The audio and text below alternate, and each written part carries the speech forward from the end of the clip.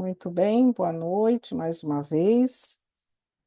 Vamos iniciando aqui o último capítulo, nas despedidas, capítulo 51 dessa obra que iniciamos lá em agosto de 22, não foi isso, gente? Mais de 2 anos, hein?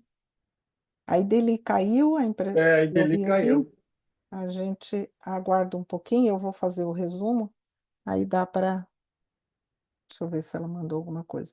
Então, mais de 2 anos estamos aqui estudando essa obra. Então, vamos lá para o resumo e aí passamos para a Rita e Deli com os comentários. Aí, Rita, você começa, a gente vai vendo se a Ideli teve algum probleminha. Bem, vamos lá.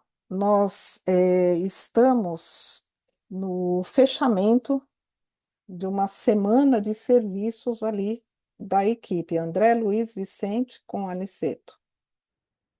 E dele está entrando. E fechando esse último trabalho no que eles chamam Templo Acolhedor de Isabel. E dele, tudo bem? Ouvindo bem? Maravilha. Esse Templo Acolhedor de Isabel. Aniceto se mostra, como sempre, muito otimista, atencioso. E André Luiz coloca muito das percepções dele e faz um fechamento do tamanho de aprendizado que foi para ele. Aí ele diz assim: foram poucos dias, mas encheram o seu cérebro de raciocínios novos, seu coração de sentimentos que ele desconhecera. Ele fala que o contato com as revelações de Aniceto nos domínios da eletricidade, do magnetismo, isso acabou colocando o conhecimento dele, da medicina, num novo patamar. Então, ele fala que é uma nova conceituação científica na arte de curar. Achei tão bonito isso, arte de curar. E ele fala que conquistou ali um entendimento alargado a respeito do médico divino. E coloca Jesus como fonte de água viva ali na sua alma. É, e complementa que é como uma referência profunda que ele se coloca, aliado ao conceito de serviço e responsabilidade. Então, toma um patamar diferente essa condição de serviço e responsabilidade. E ele faz um questionamento, né, íntimo, ele ali, como é que eu vou pagar nesse tamanha bagagem? Até ele coloca, né, semelhante capitalização de bens imortais. E aí iniciam-se as despedidas, Aniceto recebendo a todos ali com palavras de bom ânimo, e eles até colocam, André, né, coloca que da boca dele é como se fosse uma fonte inesgotável de ouro espiritual, para cada uma palavra de valor, uma palavra de revigoramento. Todos, claro, emocionados, e Aniceto, claramente, no serviço ali, no trabalho da humanidade, sempre lembra que deve se agradecer a Jesus. Ele faz uma leitura de Provérbios de Salomão, capítulo 2, os versículos de 1 a 5, e esses provérbios, eles falam sobre a busca pela sabedoria. E ele coloca, depois, para complementar, sintetizar, depois da leitura, ele diz: não esqueçamos esses deveres. Então, a gente vai falar com certeza a respeito. Ele aguarda, pede para aguardarem Isabel, né? Isabel, vamos lembrar, ela está encarnada. E aí, como a despedida, nós estamos lá no ambiente, na espiritualidade, então ele fala: vamos aguardar Isabel para despedir dela. Então, Isabel deixa o seu corpo na- no âmbito físico e, em espírito, atende esse chamado dele. com muita emoção, mostra ali uma emoção muito grande de todos. Isabel agradece a ele todo o trabalho e reforça a importância dele voltar ao modesto lar dela, que é esse templo que todos colocam. E só sintetizar, ela pede a ele: ensinai-me a paciência e a coragem, que é o que a gente viu de Aniceto. Ela fala das saudades que tem do nosso lar e que isso a preocupa, porque essa saudade pode atrapalhar ali, como se ela pensando só no nosso lar, isso ameaça a tarefa que ela tem aqui. Isso ela em espírito, não é? Nas reflexões a gente vai entender mais. Enfim, Aniceto, a emoção é tão grande que chega um momento, Aniceto pede auxílio a todos para fazer a oração. E a oração dele também belíssima, mas ela começa assim: Senhor, ensina-nos a receber as bênçãos do serviço. E aí vem a sua oração maravilhosa.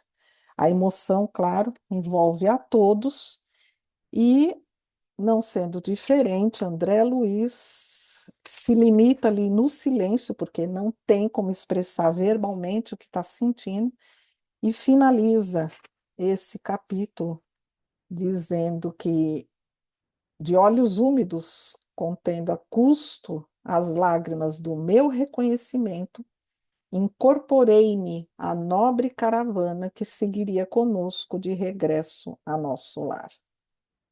É esse o capítulo 51, nas despedidas. Agora vamos, Ideli e Rita. A Rita começa? É isso? Começo, pode deixar. Bom, eu trouxe aqui uma reflexão quando eu estava lendo esse livro sobre religião e religiosidade.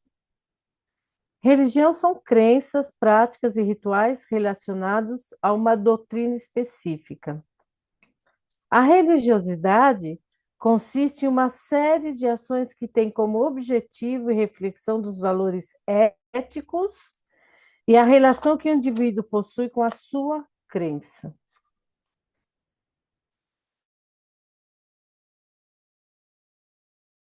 né?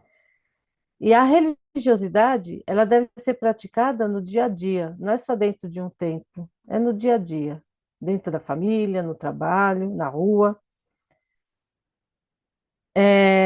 E com isso nós temos a noção de que somos, de quem somos, do que estamos fazendo aqui e do que realmente devemos valorizar. A religiosidade nos dá isso, essa reflexão. Religião é uma instituição, religiosidade é sentimento. Bem diferente, né? André, com a sua nova visão, diante lá da medicina, no plano espiritual, ele começa a entender que é saúde do espírito imortal que importa, né? Ele diz: compreendi então que a fé não constitui uma afirmativa de lábios, nem uma adesão de ordem estatística, procurá-la-ia em vão na esfera sectária, nas disputas vulgares, nos cultos exteriores alteráveis todos os dias. Era assim uma fonte d'água viva, nascendo espontaneamente em minha alma. Ele começa a ver a medicina com outros olhos. Guardava a impressão de haver encontrado as notícias diretas do Senhor Jesus na descoberta do meu próprio mundo interior. Ele se descobriu muito no Mensageiro, ele cresceu muito nesse livro, né, de nosso lá para aqui, né? E quando fazemos a descoberta do nosso próprio mundo interior, trabalhando a religiosidade, conseguimos desenvolver o nosso trabalho diante o universo. Porque é como diz, né? Uma gota d'água no oceano. Nós somos uma gota d'água no oceano. Mas sem as gotas d'água não existiria o oceano, né? Então, a gente trabalhando essa religiosidade, A gente está diante do universo, trabalhando com o universo. E nós também somos mensageiros. Lá, quando eu lembrei, lá nos primeiros capítulos, há 2 anos atrás, nós falamos isso, né? Que nós também somos mensageiros, né? Não somos como Chico, como Divaldo, né? E outros. Mas somos mensageiros da nossa família. Nós somos mensageiros no trabalho, na sociedade, né? Cada um faz o seu papel, né? E esse livro mostrou o quanto se trabalha na espiritualidade. Gente, como eles trabalham, pelo amor de Deus, não dormem, né? E se fazemos parte desse mundo espiritual, nós também trabalhamos junto com eles, né? Todos nós trabalhamos, de alguma forma trabalhamos. E um dos passos para esse trabalho ser bem realizado é adquirir conhecimento. André nos dá exemplo disso. Ele não para de questionar, ele não para de querer saber, né?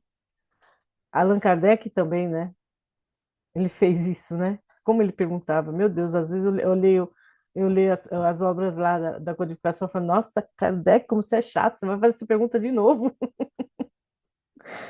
É, e o trabalho bem realizado, ah, esquece. André faz o tempo todo e desenvolve e ele conhece, agora vem a minha ideia. Ele desenvolvendo o conhecimento, ele desenvolve nele a religiosidade. A gente vê isso desde do o André Luiz, né? Como ele foi aprendendo, foi construindo aquilo dentro dele e se transformando. A gente vê Paulo de Tarso também, né? Como ele, conhecendo o cristianismo, ele foi se desenvolvendo e foi crescendo. E aí, conhecendo e praticando, a gente vai cumprindo o nosso trabalho diante do universo. E essa oração, que o Aniceto faz lá no final, é a exemplificação de um trabalhador, né? Espiritualizado. A prece é muito linda, né? E a gente vê o que é realmente ser um trabalhador de Jesus. Que a gente somos cristãos, nós somos trabalhadores de Jesus, né? E nessa prece ensina isso. É o que eu tenho, gente, só. Obrigada, Rita. Ideli, pode abrir o seu áudio. Boa noite a todos. Estamos aqui hoje numa noite de festa, né? Encerrando aí, após 2 anos e alguns meses, o estudo desse livro, Os Mensageiros. E eu resolvi refletir sobre uma frase, aprendendo sempre, né? André Luiz vem mostrando aqui nesse livro o quanto a gente tem que estar atento o tempo todo para absorver todo o conhecimento que está aí, através das pessoas com as quais convivemos, dos ambientes onde frequentamos, né? Então, desde lá do início, quando ele é escalado ali, ele só tinha ficado no nosso lar, já tinha passado aquela fase mais terrível dele, ele já estava sentindo uma certa melhora, e aparece essa oportunidade dele trabalhar lá no Instituto e junto com o grupo dos mensageiros. Aí, como a Rita, eu também recordei lá no início, né? Quando nós começamos a ver os mensageiros, os médios que estavam sendo preparados para receber aí as notícias do mundo espiritual, passar para nós, acolher esses espíritos necessitados. E alguns médios falharam, apesar de tanto preparo, né? Alguns falharam querendo cobrar pela mediunidade que receberam de graça. E eles tinham conhecimento do espiritismo, né? Praticavam. Outro que não soube trabalhar direito na sua instituição acabou perdendo a vida, né? deixando a viúva com filhos. Isso foi até retratado no filme, né? Que acabou chamando Nosso Lar 2. Infelizmente, o filme não soube transmitir tanta beleza quanto tem essa obra. E essa obra, esse ano, gente, ela completou 80 anos de vida. Quer dizer, quantas pessoas já leram, releram esse livro? É o nosso caso, né? A gente está relendo por várias vezes. E cada vez que a gente relê, aprende alguma coisinha nova, consegue tirar, porque a nossa maturidade já nos concede essa graça de perceber determinadas coisas que não percebíamos antes. E é o caso do André Luiz, ele ficou fascinado, apesar de ser um médico formado, ter trabalhado aqui na Terra, o quanto ele aprendeu nessa uma semana com o grupo do Aniceto, que se mostra assim um instrutor de primeira grandeza, né? E ele sempre ensinando, proporcionando oportunidade ao Vicente, ao André Luiz, médicos aqui na Terra, mas eles não sabiam que tinham tanto a aprender aí no mundo espiritual.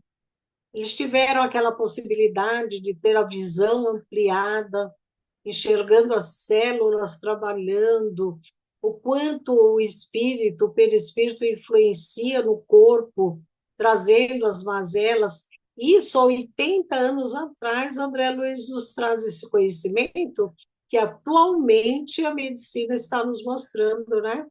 A influência da mente, dos maus pensamentos, das atribulações, da saúde física. Quer dizer, esse livro tem 80 anos que ele foi escrito, e agora a medicina vem trazendo isso para nós. André Luiz, então, ficou maravilhado com tudo que aprendeu. E lá no fim, quando ele pensa em agradecer a Aniceto, ele tem a lição maior, né? Que Aniceto se faz tão humilde e diz: nós temos que agradecer a Jesus. Olha que maravilha! Quer dizer, a todo momento ele está transmitindo algum ensinamento, né? A todo instante. E a vida da gente é assim também.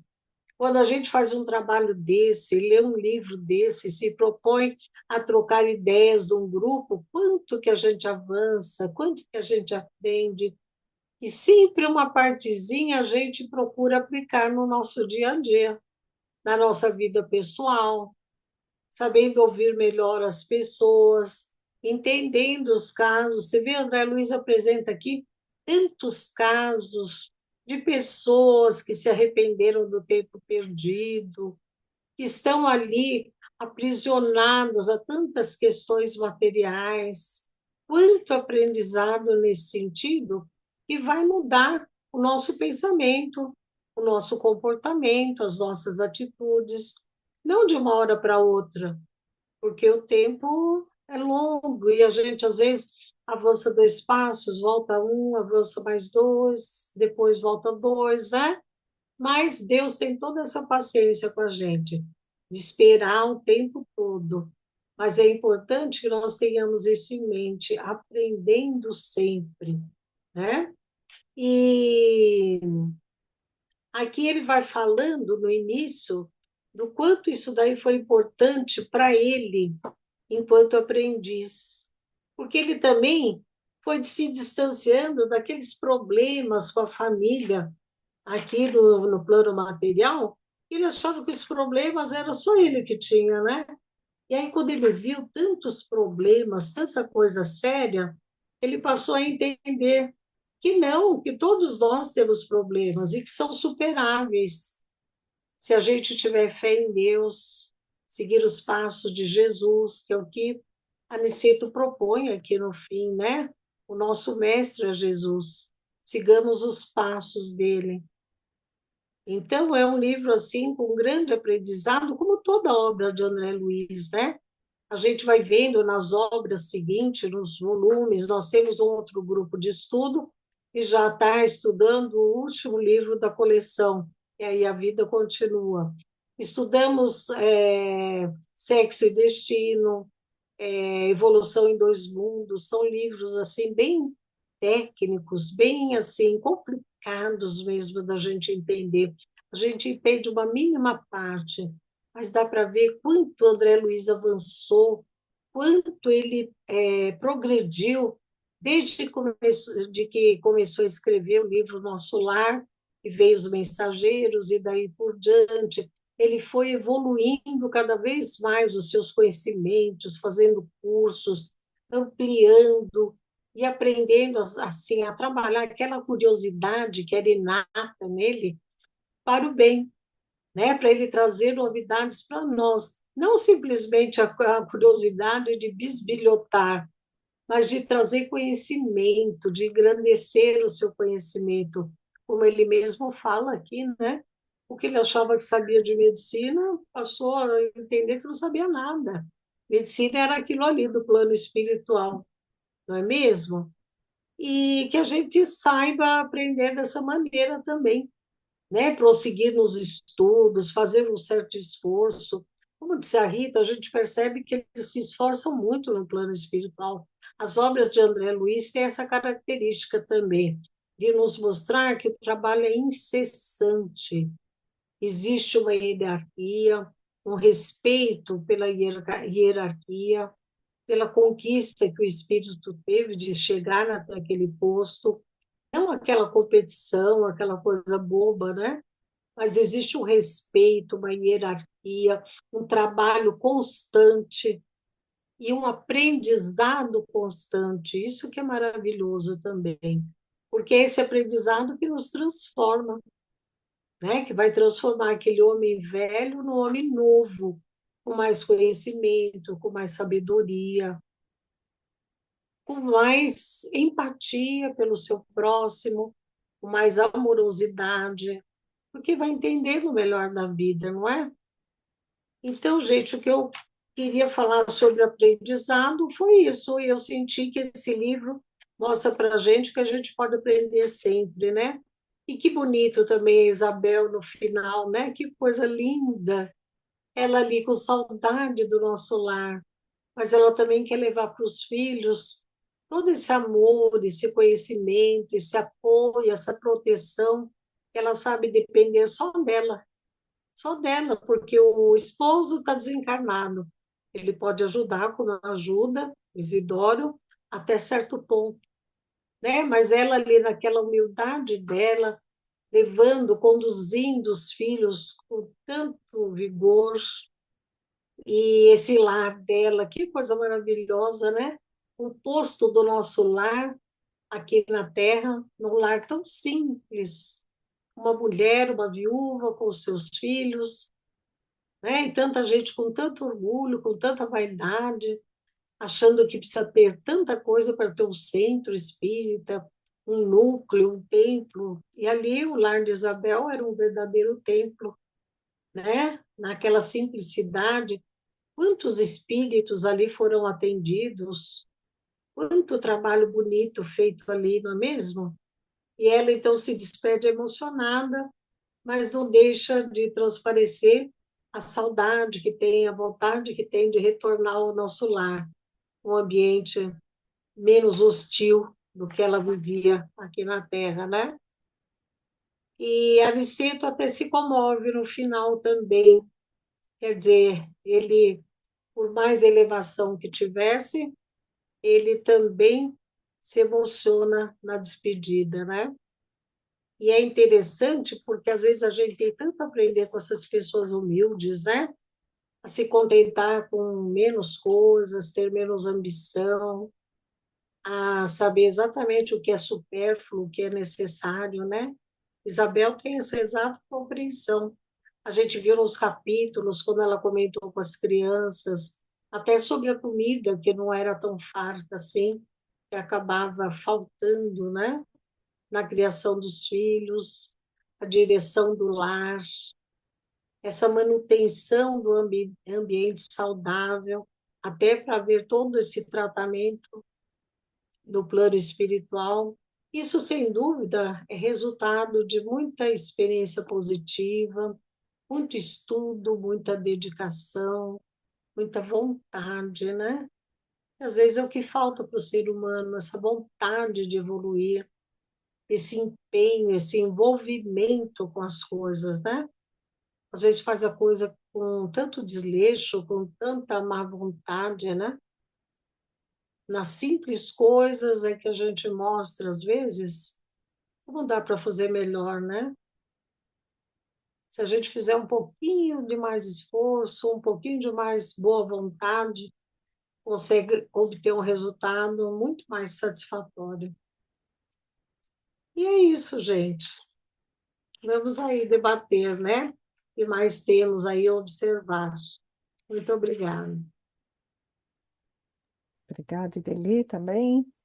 Vamos lá. Alguém gostaria de começar as impressões? Algum questionamento?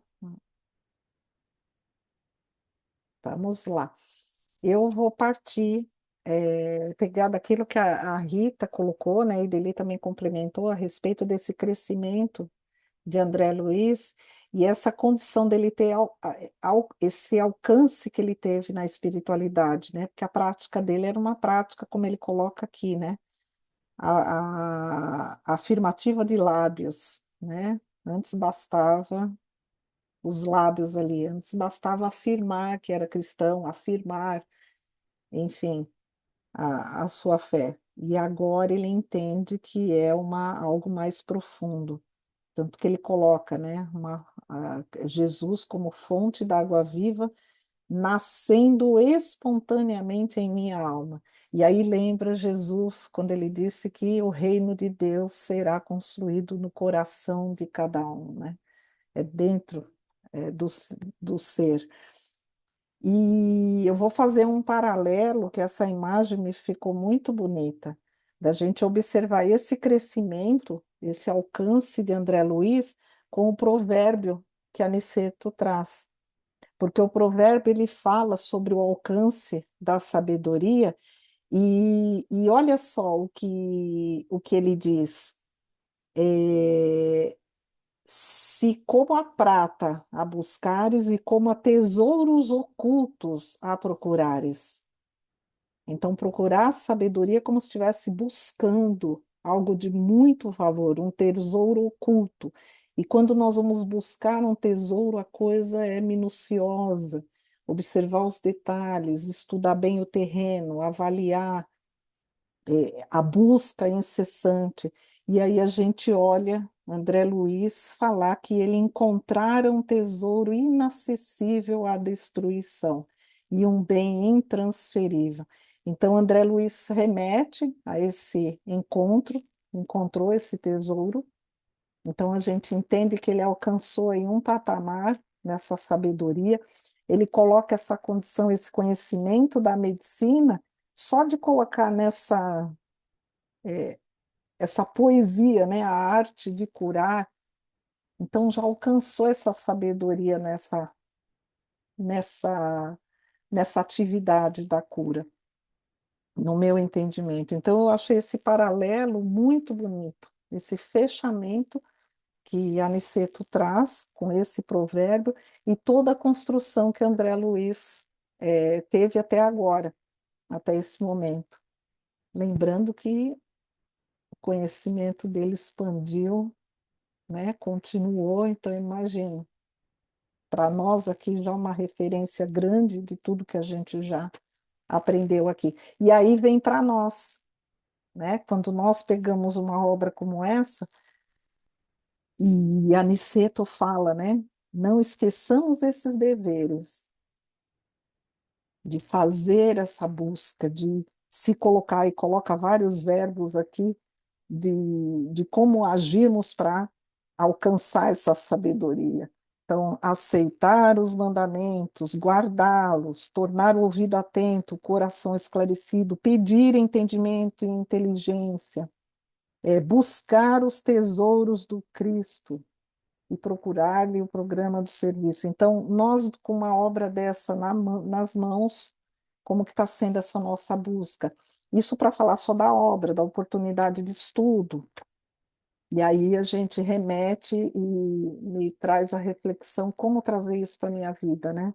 Como é que eu busco esse tesouro, essa sabedoria no meu dia a dia, na minha vida, na prática? Essa claridade, né? A gente viu a condição de André Luiz ampliando a visão, ele enxergando coisas ali que já ele, com a visão ampliada que tinha nesse momento, acima da nossa aqui encarnados, e ainda teve uma expansão disso em momentos específicos, nós vimos isso.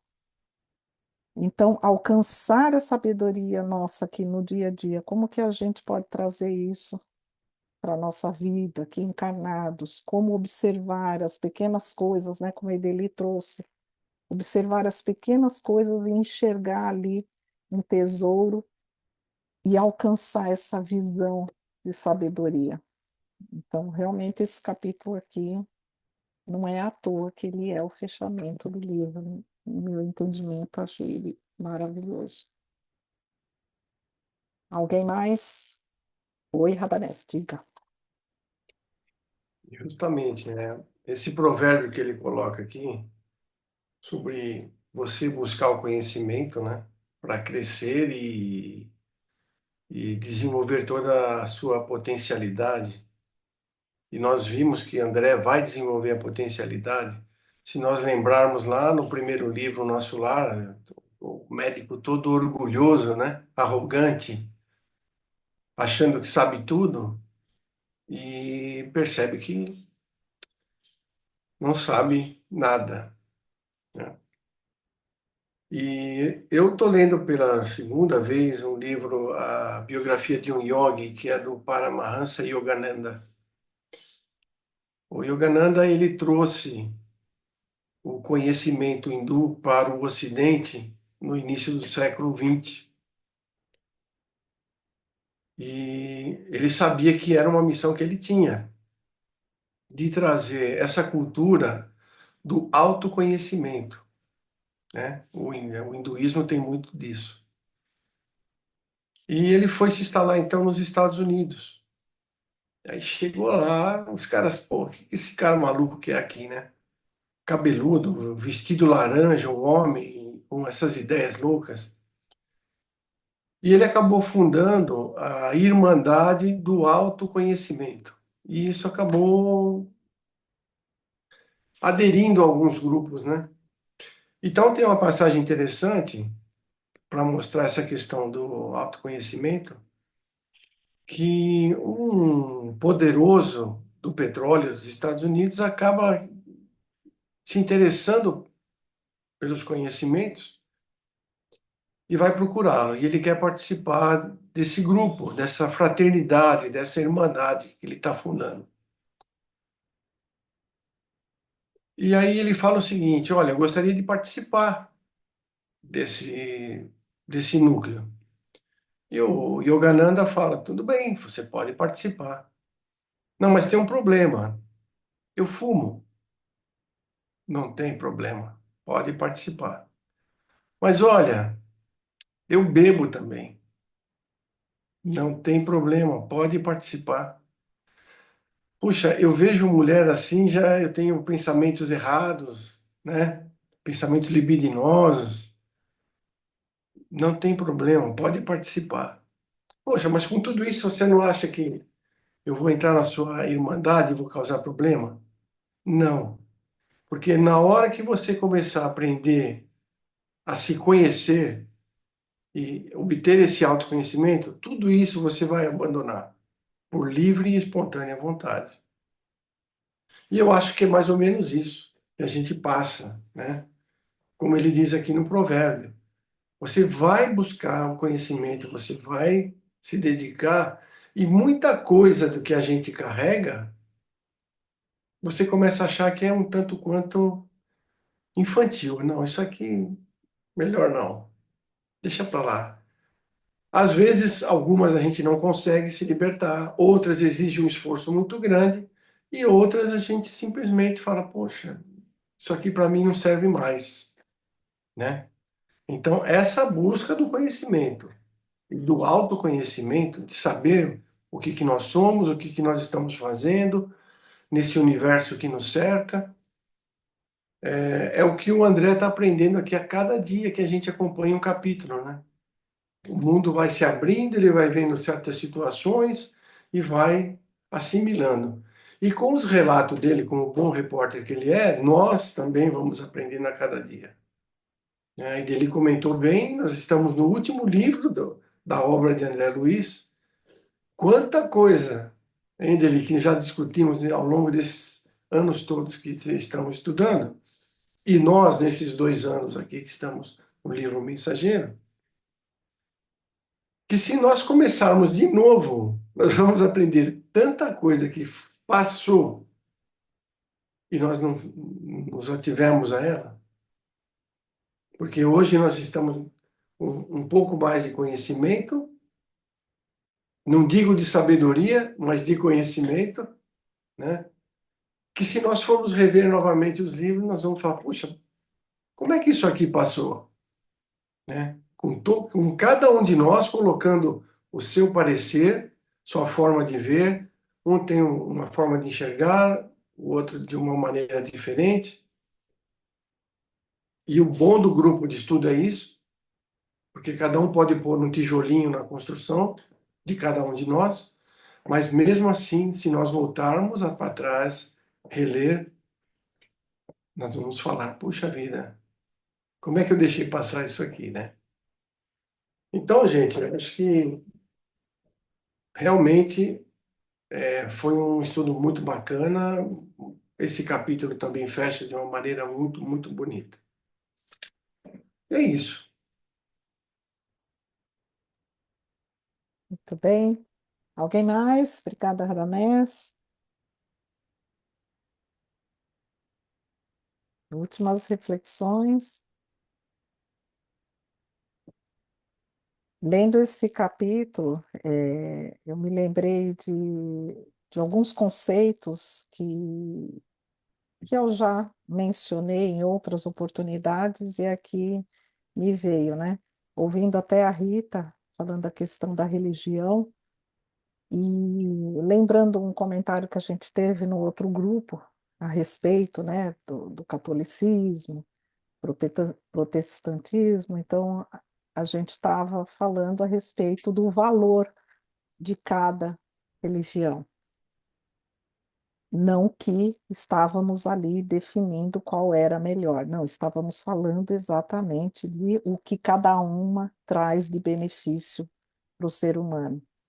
E para mim, uma vez eu mencionei, não sei se a Rita vai lembrar, eu sintetizei no meu entendimento, na minha experiência, eu venho de educação católica, então eu sintetizei da seguinte forma: com o catolicismo eu aprendi a orar, então o Pai Nosso, a Ave Maria, eu aprendi a colocar a oração no meu dia a dia. Com o protestantismo eu aprendi a estudar a Bíblia, a buscar ali nos ensinamentos. E para minha alegria, eu ainda leiga, ainda no meu pouco conhecimento no Espiritismo, o contato que eu tenho hoje, nesses últimos anos, pelo menos aqueles é, grupos que eu participo, a, a relevância que está se dando para os estudos, não somente do Novo Testamento, mas do Antigo Testamento. Até o estudo da FEB, a gente percebe isso muito claramente.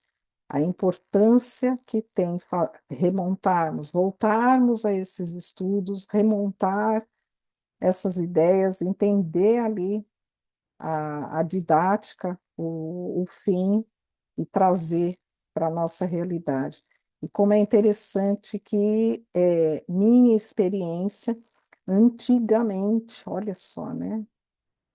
Alguns anos atrás, era raro, eu não via espíritas, católicos, evangélicos, protestantes conversando a respeito da religião e trocando informações. Experiência minha, tá? E ultimamente eu tenho vivenciado muito isso e achando maravilhoso. Claro, ainda há muito preconceito, ainda há muito equívoco, porque ainda temos uma bagagem de ignorância grande, e normalmente onde a ignorância entra, acaba prejudicando a comunicação.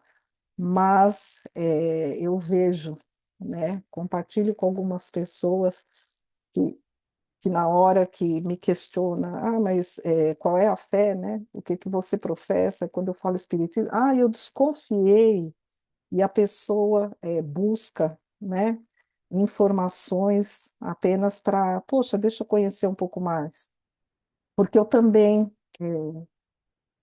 me coloco ali, é um exercício meu de estar ali ouvindo para aprender. Então, eu tenho percebido essa mudança e vejo com bons olhos, né, trilharmos aí um caminho onde a convivência de todos vai ser cada vez mais possível, saudável, não é? Aliás, entre grupos de inteligentes, aliás, de sábios, isso é possível. Então, que façamos o esforço para participarmos de grupos, sermos nós grupos assim, onde é possível estarmos ali divergentes e buscando ali o comum, o entendimento comum, que é comum a todos. Então, é bem interessante isso. Alguém mais?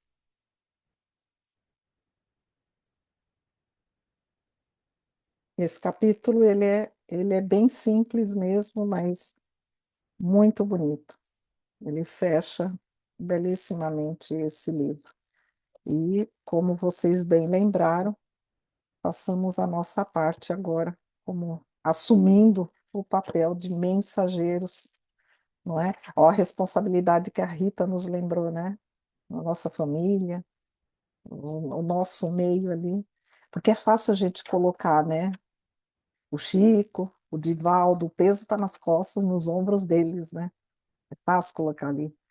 Eu, recentemente, coloco o peso ali, Arthur Valadares, então eu vou. Mas e aí? O nosso papel, a nossa tarefa. Com eles ficam as missões, né? As grandes tarefas. Mas conosco temos ali a nossa tarefa do dia a dia. O que nós estamos fazendo com essa bagagem toda. E,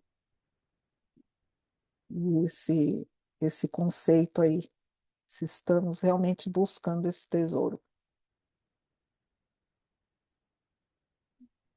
Alguém mais?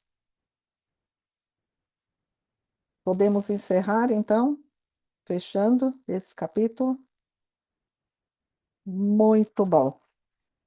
Vou fazer uma sugestão, encerrarmos aqui com a leitura da oração que ele trouxe, que sinceramente é, achei assim, ela simples, mas muito objetiva.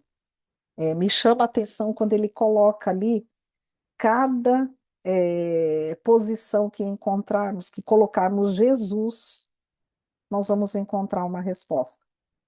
Se colocarmos ele como médico, se colocarmos ele como professor, se colocarmos ele ali até como oleiro, carpinteiro, então cada engenheiro, cada posição que colocarmos Jesus, teremos uma resposta ali para a nossa vida, como atuar. Então achei isso belíssimo e a minha sugestão é fecharmos aqui com essa oração. Pedimos licença para aproveitarmos essa mensagem e fecharmos o nosso estudo com ela. Tudo bem? E aí, se ninguém tiver mais nada, vamos encerrando então. Alguém gostaria de ler? Ou eu posso ler? Vamos lá. Aí eu aproveito, já fecho então para nós. Então, Aniceto, com muita emoção, envolvendo a todos ali e pedindo que o auxiliem. E aí eu peço também auxílio aqui, porque eu já estou sentindo a emoção.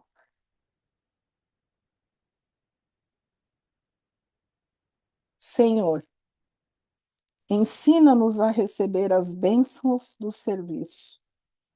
Ainda não sabemos, amado Jesus, compreender a extensão do trabalho que nos confiaste. Permite, Senhor, possamos formar em nossas almas a convicção de que a obra do mundo te pertence, a fim de que a vaidade não se insinue em nossos corações com as aparências do bem.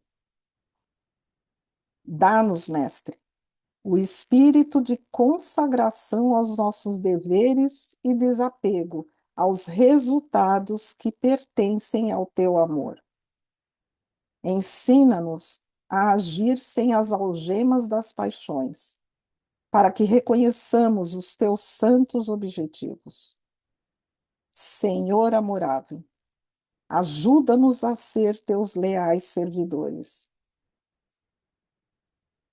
Mestre amoroso, concede-nos ainda as tuas lições. Juiz reto, conduze-nos aos caminhos direitos. Médico sublime, restaura-nos a saúde. Pastor compassivo, guia-nos à frente das águas vivas. Engenheiro sábio, dá-nos teu roteiro. Administrador generoso, inspira-nos a tarefa.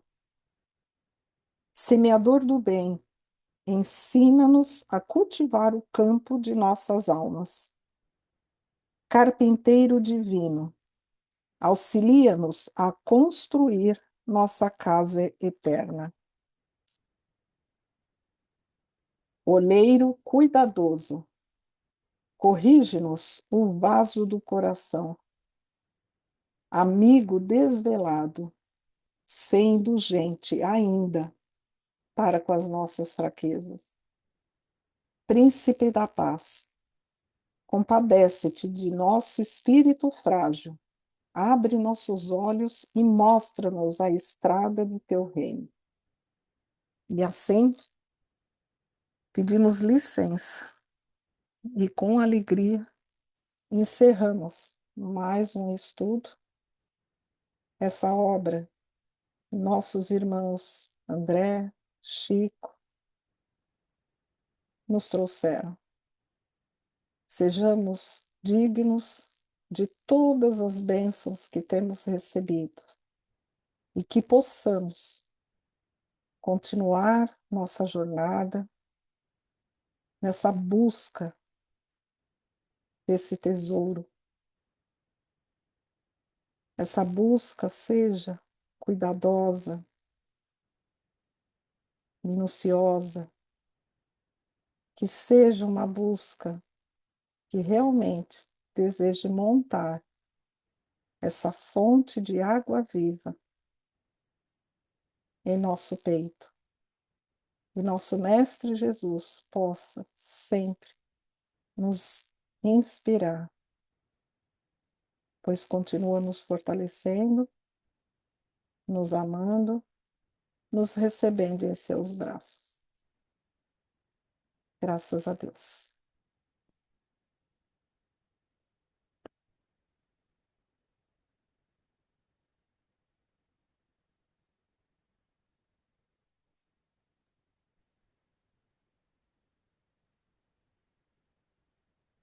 Mas é Até a chorona. próxima, se Deus quiser. Obrigada, gente.